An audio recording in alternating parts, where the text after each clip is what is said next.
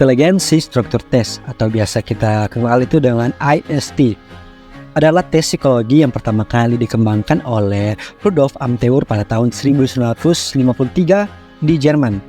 Amtheur menciptakan tes ini untuk mengukur berbagai aspek kecerdasan manusia dalam satu alat tes yang komprehensif dan terstruktur. Seiring bertambahnya waktu, IST ini mengalami berbagai revisi dan pembaharuan untuk meningkatkan validitas, reliabilitas, dan relevannya. Revisi ini bertujuan untuk memastikan bahwa tes tetap akurat dan relevan seiring perkembangan teori dan praktik dalam psikologi.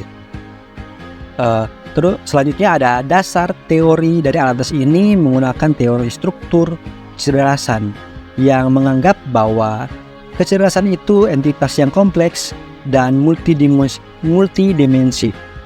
Teori ini mengintegrasikan beberapa konsep kecerdasan seperti penalaran verbal, penalaran numerik, dan virgular, serta kemampuan memori. Pendekatan multidimensional ini mencerminkan pandangan bahwa kecerdasan tidak dapat diukur hanya dengan satu alat tes, melainkan harus melibatkan berbagai aspek kontribusi pada kemampuan intelektual secara keseluruhan. Jadi teori ini menganggap bahwa kemampuan manusia, bahwa kecerdasan manusia itu tidak bisa diukur hanya menggunakan satu alat tes, tetapi harus diukur secara keseluruhan. Selanjutnya tujuan alat tes dan aspek yang diukur. Jadi tujuan dari IST ini adalah meliputi beberapa. Yang pertama itu mengidentifikasi kekuatan dan kelemahan. Jadi IST ini menentukan kekuatan dan kelemahan dalam berbagai aspek kecerdasan individu. Yang kedua itu perencanaan pendidikan dan karir.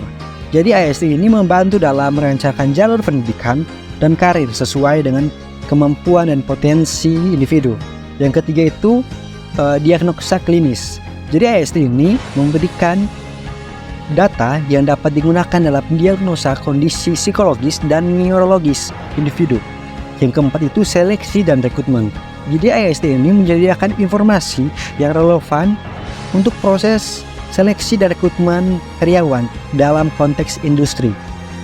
Selanjutnya itu aspek-aspek yang diukur dalam IST. Jadi IST ini mengukur ada beberapa aspek kecerdasan. Yang pertama itu penalaran verbal. IST ini mengukur kemampuan untuk memahami dan penggunaan bahasa. Ini seperti sinonim, antonim, ataupun pemahaman pembacaan. Yang kedua itu penalaran numerik. Ini seperti kemampuan dalam memahami dan bekerja dengan angka. Ini meliputi seperti operasi aritmetika, deretan angka, pemecahan masalah matematis. Yang ketiga itu penalaran figural. Ini kemampuan untuk memahami dan memanipulasi bentuk dan pola visual. Ini seperti menyelesaikan pola, mengidentifikasi hubungan antar bentuk, dan lain sebagainya. Yang keempat itu memori. Ini kemampuan untuk menyimpan dan mengingat informasi. Ini termasuk seperti jangka panjang ataupun memori jangka pendek, serta mengingat kata ataupun angka. Jadi ini keempat aspek yang diukur dalam inteligensi struktur tes. Selanjutnya kita akan masuk dalam kelebihan dan kekurangan dari inteligensi struktur tes.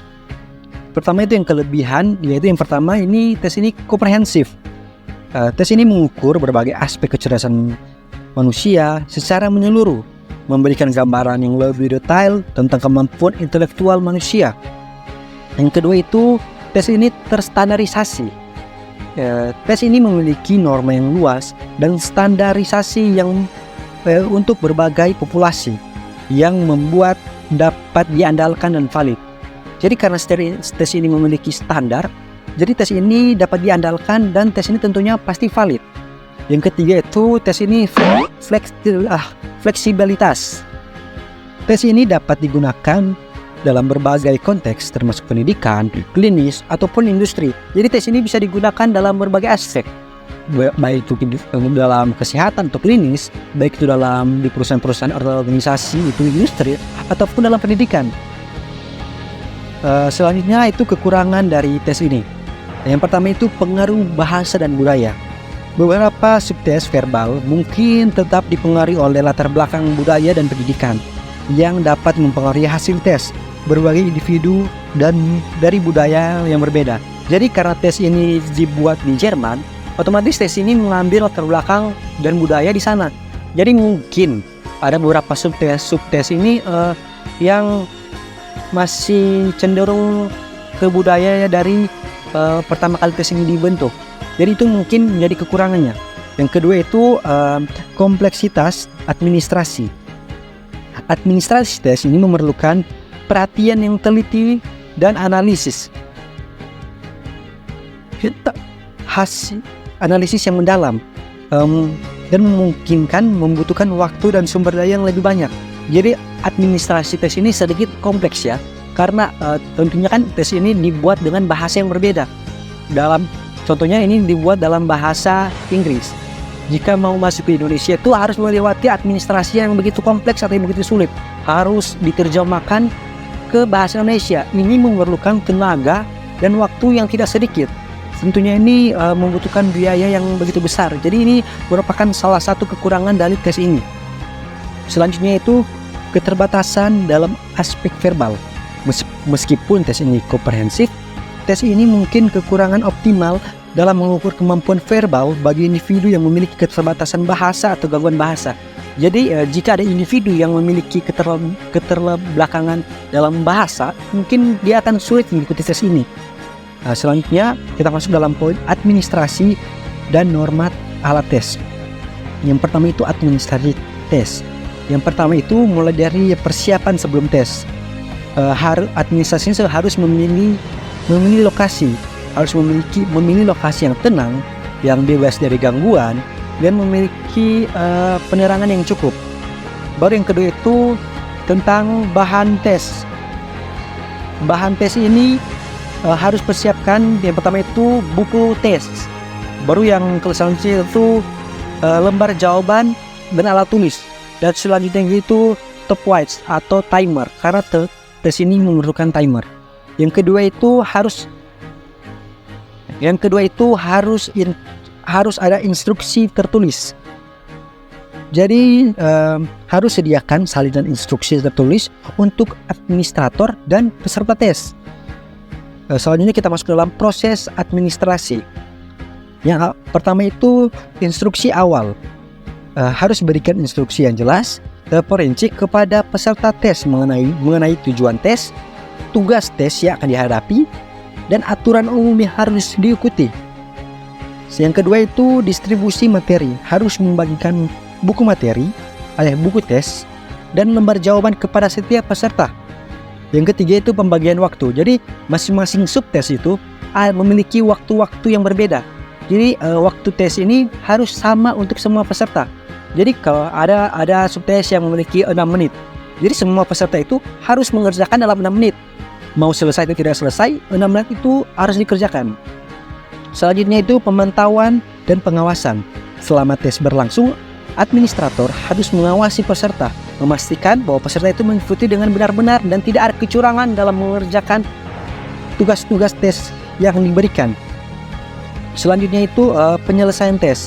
Setelah waktu untuk setiap subtes habis, kumpulkan lembaran jawaban dan pastikan semua lembar jawaban itu sudah lengkap dan sudah ditandatangani oleh peserta.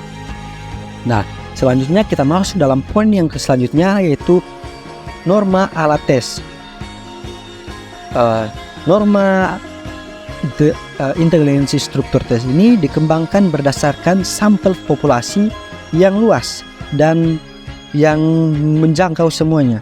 Norma ini mencakup berbagai kelompok usia, latar belakang pendidikan, sehingga memungkinkan perbandingan yang akurasi dan adil terhadap populasi umum. Proses pengembangan norma ini melibatkan pengumpulan data dari berbagai kelompok demografi untuk memastikan bahwa skor tes mencerminkan distribusi kecerdasan dalam populasi yang lebih luas. Jadi dalam tes ini akan berbeda sesuai kelompok umur.